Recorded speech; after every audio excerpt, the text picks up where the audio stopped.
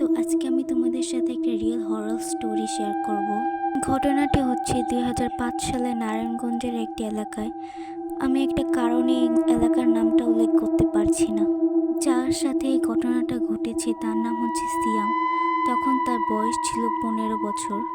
সে তার মা বাবা ও তার ছোট বোন ঋতুর সাথে থাকতো। তাদের একটা দোতলা বাড়ি ছিল, নিচতলা ভাড়া ও তারা দোতলায় থাকতো। বাড়িটা পুরনো থাকায় কারো রুমের সাথে ওয়াশরুম ছিল না। একটা ছিল কিচেনের পাশে আর একটা ছিল ব্যালকনির পাশে।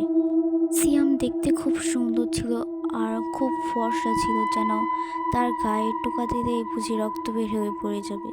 সবাই কিচেনের পাশে ওয়াশরুমটাই ব্যবহার করতো। যদি কোনো ইমার্জেন্সি হতো তাহলে ব্যালকনির পাশে ওয়াশরুমটা ইউজ করতো।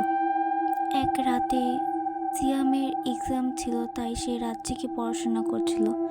সে তার মনে হলো যে তার ওয়াশরুমে যাওয়া প্রয়োজন, তার জন্য সে কিচেনের পাশে ওয়াশরুমে গেল। সেখানে দেখলো কেউ হয়তো ওয়াশরুমে ছিল, তাই সে ব্যালকনির পাশে যে ওয়াশরুমটা আছে সেখানে গেল। ওয়াশরুমের দরজাটা খুলতেই যেন তার আত্মাটা কেঁপে ওঠে। একটা কালো অবয়া তার দিকে আসছে। সে যখনই চিৎকার করতে যাবে তাকে খুব জোরে একটা থাপ্পড় দিয়ে ব্যালকনি থেকে ফেলে দেয়। পরদিন সকালে তার মা বাবা ভাড়াটিয়াদের হইচয়ে তাদের ঘুম ভাঙে এবং নিচে গিয়ে দেখে সিয়ামের ডেড বডি। সে ব্যালকনির দিকে মুখ করে পড়ে আছে এবং তার মুখ দেখে বোঝা যাচ্ছে যে সে খুব ভয় পেয়েছে।